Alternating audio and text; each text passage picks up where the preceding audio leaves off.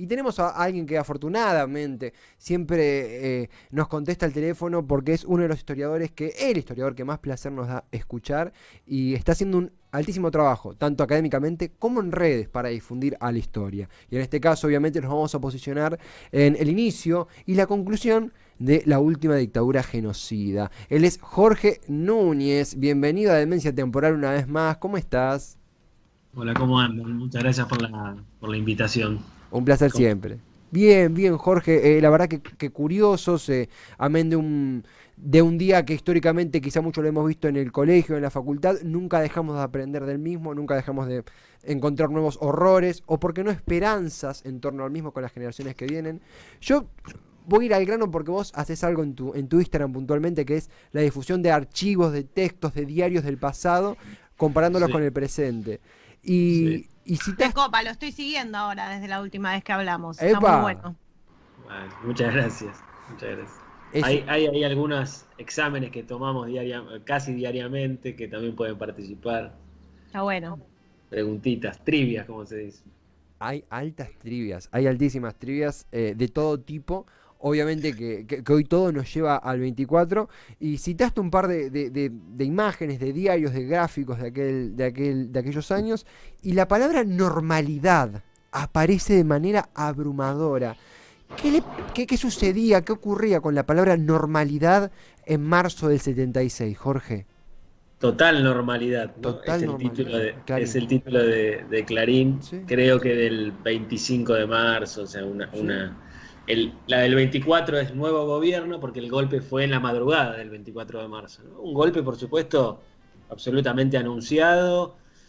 Eh, Podríamos también, digo, insisto, siempre yo con estas cosas trato de que nos deje enseñanzas y no pensar que los gobernantes que tenemos vienen de platos voladores y nos invaden, digamos, ¿no? Que en un punto,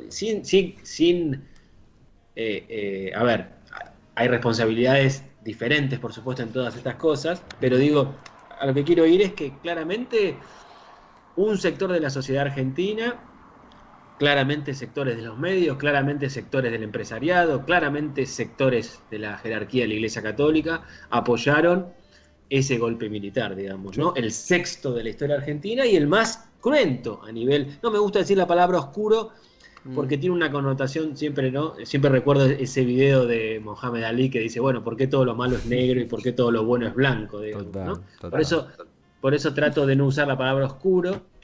Eh, pero sí es el golpe más trágico que tuvo en nuestra historia argentina. Yo creo, ustedes por supuesto párenme todas las veces que quieran, pregúntenme lo que yo pueda responder, lo respondo. De una, de una. Eh, Creo que, bueno, ahí siempre insisto con esto cuando doy las clases, ¿no? No se puede escindir el terrorismo de Estado implementado a partir del 24 de marzo de 1976, nota al pie, otro día si quieren hablamos lo que fue el tercer gobierno peronista, lo que fue la AAA, que Total, también fue terrorismo de Estado, total, sin sí. quitarle peso a lo que vino después, ¿no? Total. Pequeña nota al pie, avanzo. Digo, no se puede escindir el terrorismo de Estado, ¿qué es el terrorismo de Estado? Es el secuestro y la desaparición de miles de personas, en su mayoría, según informen Nunca Más, obreros, obreras, estudiantes, delegados de fábrica, intelectuales, gente vinculada a los que hoy llamamos curas villeros, Claro. estudiantes, etcétera, etcétera. Digo, el terrorismo de Estado que implicó el secuestro y la desaparición de miles de personas, el número que se ha fijado es de 30.000 personas.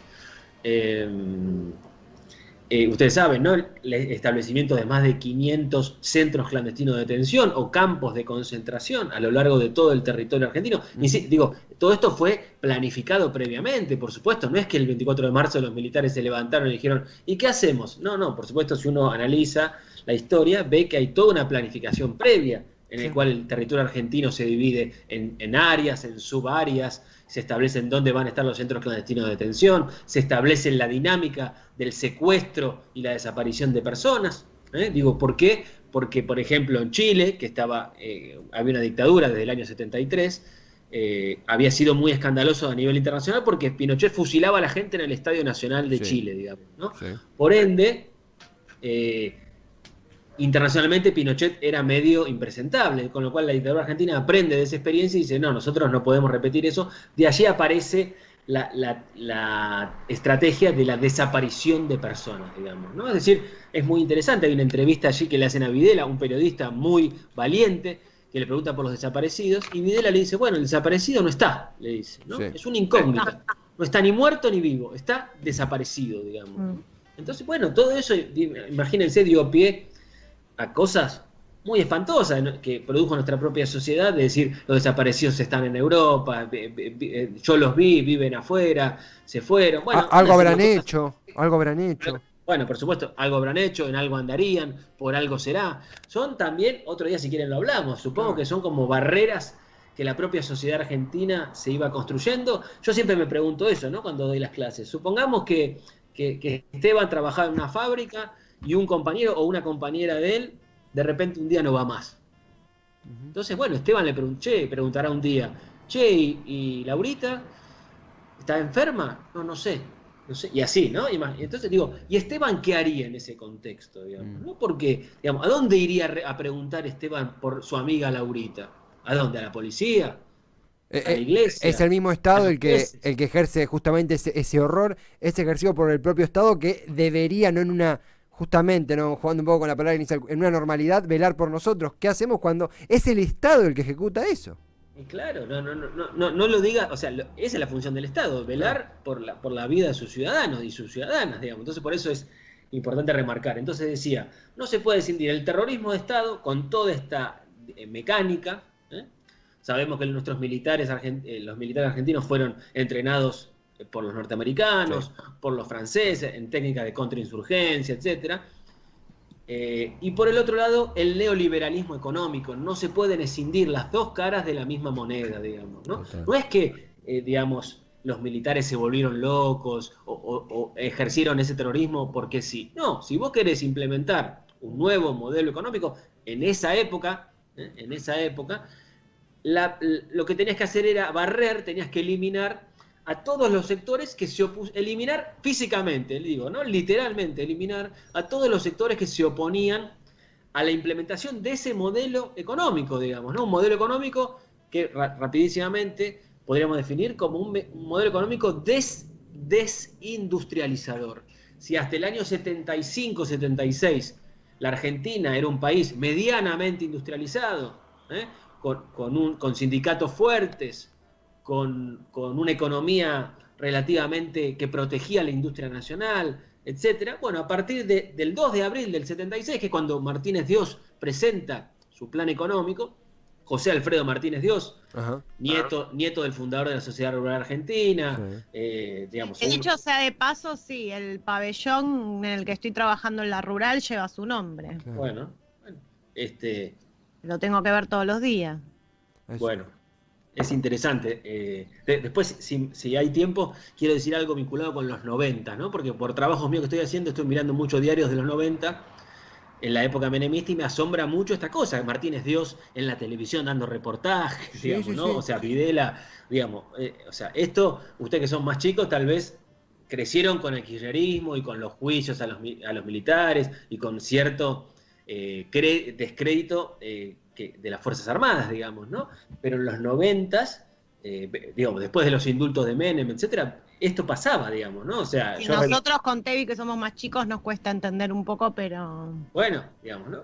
Aunque todavía, por ejemplo, se pasea por los canales Domingo Felipe Cavallo, digamos. Que fue presidente del Banco Central presidente del Banco Central, que estatizó la deuda de los privados, es decir, el pueblo argentino pagó la deuda de los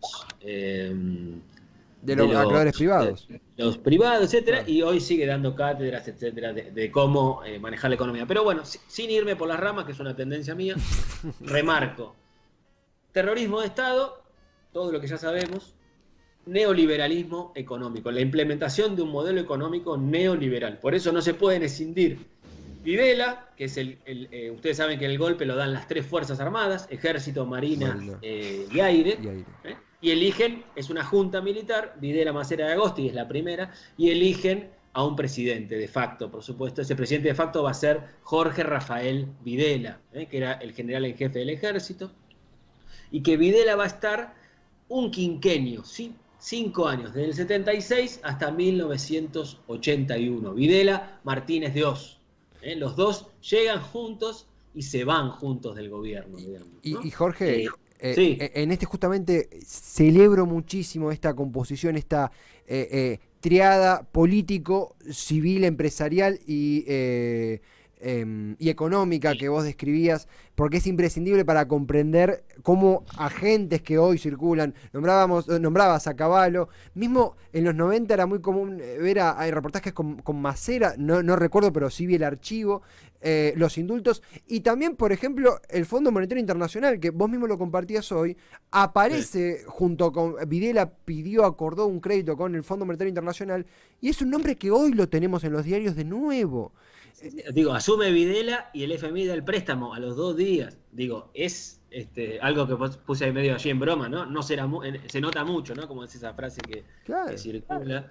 Pero sí, es muy así. Y me había, perdón, que justo vos hablabas de la complicidad empresarial, ¿no? Que es un tema que está hoy en día. Ustedes saben que los juicios por la memoria continúan, digamos, ¿no? Durante el kirchnerismo se le dio mucho impulso. En los años de Macri hubo un poco estancamiento o una quita de financiamiento, que es más o menos es lo mismo. Y hoy en día hoy justo escuchaba la radio, creo que hay más de 3.000 juicios en proceso, digamos, ¿no? Imagínense que muchos de estos represores ya tienen edades muy avanzadas, 80 y pico, 90 años, digamos, ¿no? Claro. Pero decía que es interesante que también se empezó a ver la responsabilidad empresarial en el genocidio, digamos, ¿no? A ver, ¿qué quiero decir con esto? Ustedes saben, y si no les comento, el golpe es en la madrugada del 24 de marzo de 1976. Esa misma madrugada van los camiones del ejército a todas las fábricas, porque Buenos Aires estaba plagada, estaba llena de fábricas, digo, en esa Argentina que ya no existe más, digamos, ¿no? Claro. Van los militares con los camiones a la puerta de las fábricas más importantes que albergaban a 500, 1000, 1500 obreros cada una de esas fábricas. Van a la puerta de las fábricas, se paran allí con las bayonetas y con las listas de los delegados obreros y obreras. ¿Se entiende? Sí. Por supuesto, listas provistas por la empresa, digamos, ¿no?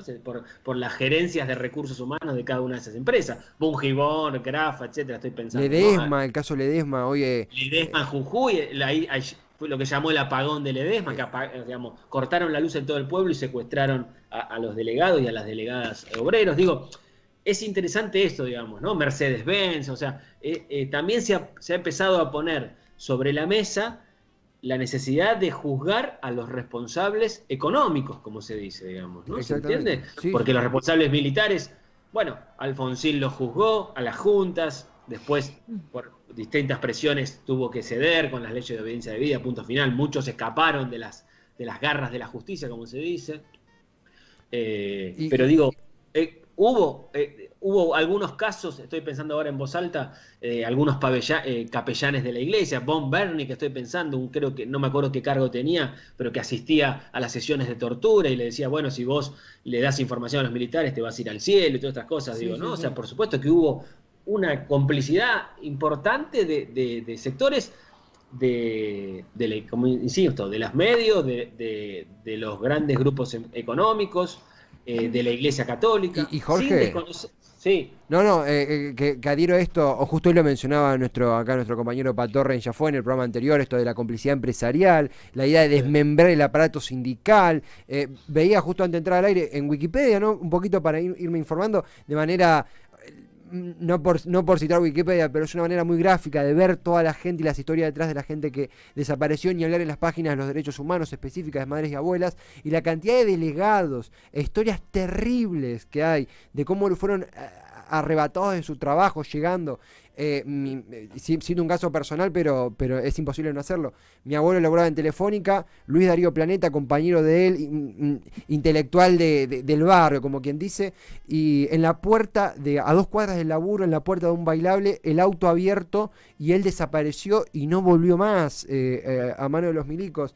Esta parte empresarial que de alguna manera estamos empezando a comprender ahora en su magnitud, nuevamente toda la gente que viene luchando todo este tiempo, pero como que se empieza a poner recientemente sobre la mesa.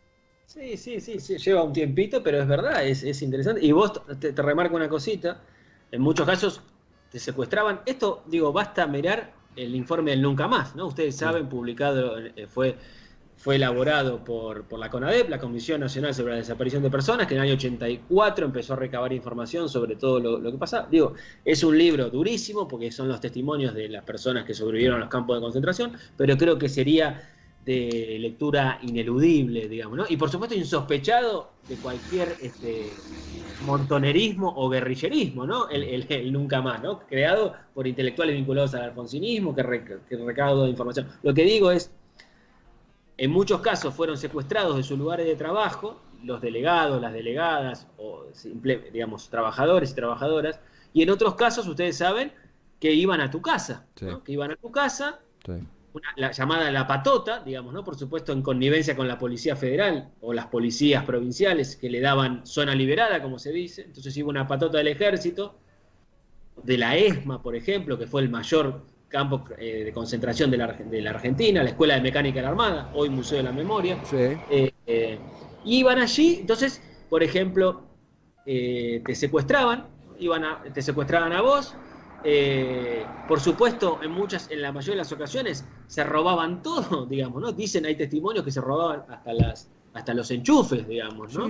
Sí. Y por supuesto, sabemos que se han apropiado de más de 500 hijos, ¿no? Hijos de personas que nacieron en cautiverio, digamos, ¿no? Total. Hijos de mujeres embarazadas que esperaron que parieran, perdón, y después en su mayoría fueron asesinadas, ¿no? Por supuesto, y esos hijos fueron entregados a familiares vinculados a militares de la represión. Ustedes saben que una de las grandes luchas de las abuelas hoy en día, encabezada por Estela de Carlotto, es la recuperación de los niños apropiados, ¿no? Que se calcula más de 500, se encontraron 150, no me acuerdo ahora el número exacto, pero todavía quedan como 300 personas que han nacido en campos de concentración, que hoy en día deben tener 40 y pico de años, digamos, ¿no? Que han nacido en cautiverio y que no conocen a sus padres biológicos, a sus padres y a su madre biológica, digamos, ¿no? 45 años en muchos después. casos, historias tremendas que han vivido con sus apropiadores, digamos, ¿no? Sí, Bueno, sí, sí. es como para hablar larguísimo y tendido, pero... No, pero Jorge, es la parte, una de las piezas del rompecabezas para comprender por qué hoy, amén de la historia, amén de que nos gusta la historia, amén de que somos políticamente comprometidos, por qué continuamos exigiendo memoria, verdad y justicia. Hoy, casi 50 años después, hay gente que aún busca su identidad y hay familias buscando a sus nietos, sea abuela, sea o madre. Ese dramático, la lucha es inspiradora y el dolor es profundo, más que el dolor humano, ¿no? Aún no encontramos adjetivos para describir lo que fue eso. Mirá, Sí. déjame cerrar con una cosita nomás Sí, tranquilo. para que la gente que los escucha no piense. Yo siempre, mi preocupación es que mis alumnas no piensen que la historia es una pieza de museo y que no tiene nada que ver con su vida cotidiana, digamos, ¿no? Entonces todo el tiempo trato de hacer ese gancho, ese ida y vuelta. Y recién acabo de postear algo, ¿no? Que dije, bueno, supongamos, seamos lo más no me sale la palabra, ¿no? O desapasionados posible y digamos, bueno, a mí, en mi caso, ningún familiar mío directo sufrió los embates de la represión, ni mis padres, ni mis abuelos, etcétera. Con lo cual, uno podría decir, a mí no me pasó nada, yo vivía tranquilo, estas cosas que se han repetido mucho, ¿no? Pero ¿qué quiero decir con esto? Y por eso vuelvo al inicio. Terrorismo de Estado y un modelo económico neoliberal. En ese modelo económico neoliberal, ese modelo nos destruyó a todos, Sí. En especial a los sectores medios y a los sectores bajos, que siempre son los más perjudicados por las políticas económicas neoliberales. Entonces, en ese sentido, cuando hoy tenemos un Estado con muchas dificultades para controlar, por ejemplo, el aumento de los precios cotidianos, un Estado que no tiene herramientas. Digo, ese modelo se inició en el año 70, el 24 de marzo del 76. Claro. Desmantelar el Estado. Lo decían los militares, achicar el Estado es agrandar la nación. Ese era su eslogan, digamos. Entonces, ¿qué hicieron? Desmontaron un Estado que regulaba, que intervenía. ¿Qué hacen? Un Estado casi la idea del Estado mínimo, ese Estado que se retira de la salud, de la educación, que no se preocupa, no se ocupa de las problemáticas del ciudadano común, digamos, ¿no? Y eso, insisto, es un modelo económico que viene a pulverizar a la industria con el correlato que tiene eso, digamos, ¿no? O sea, si vos cerrás las industrias, Perdés empleo. los laburantes se quedan sin trabajo, Claro. y pobreza, es tatetí, digamos, ¿no? Es A más B. Si vos desindustrializás el país, la gente va a ver menos laburo y va a haber más pobreza. Basta mirar los índices, miremos los índices de pobreza y de desigualdad que hay a partir del año 76, los índices de desocupación.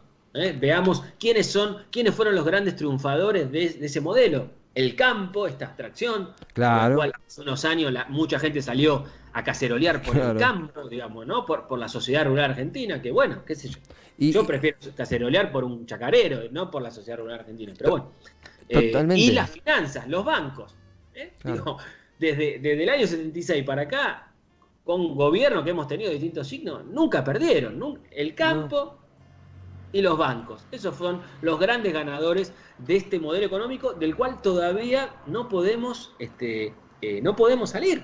Y ni hay que hablar del endeudamiento. Si uno mira los índices de endeudamiento externo de la Argentina, con la dictadura, con la última dictadura, se disparan, y después siempre ese peso lo tuvo Alfonsín, lo tuvo Menem, lo tuvo el kirchnerismo, el macrismo tomó aún muchísimo deuda del FMI, amigo de la Argentina, este amigo de la Argentina histórico, ¿no? O sea, entonces digo, para la gente que nos escucha, infórmense, lean un poco, que esto no es a mí no me tiene nada que ver conmigo, no, o sea, nuestra vida cotidiana, las dificultades que tenemos, en muchos casos se explican por ese golpe que se inició hoy, hace 45 años exactamente. Es muy claro, Jorge, es muy claro, y es vos lo dijiste, la historia no es una pieza del museo, es una cosa que interactuamos, que nos comprende, y comprenderla es comprendernos a nosotros mismos, y las dificultades, vos lo dijiste muy claro, las dificultades que afronta el Estado, que son hijas que descienden de ese modelo desamparado, y ese modelo completamente dañino y que atentó contra la industria y la producción nacional, que fue el modelo de Martínez de Oz, que arrancó ese 24 de marzo del 76. Es muy claro, obvio, vamos a contar un poquito detrás de escena, que en un programa con las emociones tan fuertes y que más que nunca es imprescindible hablar de historia, obvio que nos va a quedar esa parte de, y el fin de los años de dictadura, que obviamente podemos charlarla en otro momento, pero no queríamos dejar pasar la oportunidad de hacer la radiografía del golpe y lo que vino después, de cómo, amén de la persecución y el asesinato, hay un factor económico, hay un factor judicial, hay un factor civil, y comprendernos, es comprender nuestro presente y las dificultades y las luchas que tenemos hoy en día, ¿no? Por supuesto. En este aspecto, Jorge, primero, agradecerte por tu tiempo. La verdad que celebramos mucho tenerte, porque es una manera de comprender la historia, de interactuar con la historia. Y antes, obviamente, recomendar lo que haces en redes sociales, que es una forma lúdica, pedagógica y activa de interactuar con esa historia, pero preguntarte también dónde te podemos encontrar, dónde podemos dar con vos, en qué andás. Sabemos que la gente te sigue, y quien te está conociendo ahora seguramente va a querer sumarse a ese grupo. No, estoy, yo soy investigador del CONICET, doy clase en la facultad, así me pueden seguir, me piden el pero link. lo de seguir es raro, porque queremos saber en qué andás, porque la gente te sigue. Bueno, hoy voy a ir a la verdulería, estoy acá no sé, ¿a dónde lo van a seguir? Tevi, calmate igual un poco. Me gusta la historia. Apagué el horno porque me estaba cocinando, pero justo me llamaron ustedes, así que me voy a comer una milanesa con una papa. Claro, si alguien lo está siguiendo, puede ver en la ventana, puede sacar un... ¿Cocinaste vos? Sí, por supuesto. No digas por supuesto, yo estoy haciendo esa pregunta acá bastante seguido, y todo lo que es varón está complicado. Estamos tratando de educar al becado, pero está difícil. Se tienen que deconstruir. Sí, empezando por casa. Doy fe que Jorge no lo he visto cocinar, lo he visto aquí a través del aire, pero debe hacer muy buenas milanesas. Y hay un poco de hambre, así que por ahí, no solamente en redes, sino que te empezamos a seguir también a la hora de cocinar, pero... Está muy bien. DR Jorge Núñez, sin la ñ, ¿no? Por las limitaciones del teclado virtual. En redes, allí hay trivias, allí hay info, allí hay un montón de cosas piolas. Jorge, te dejamos almorzar tranquilo. Antes, agradecerte de verdad, y estás invitado cuando vos quieras para volverte a pasar. Muchas gracias a ustedes por también mantener la memoria, que es muy importante. A vos, Jorge, a vos. Un fortísimo abrazo. Chao, cuídense. Hasta pronto, Jorge Núñez.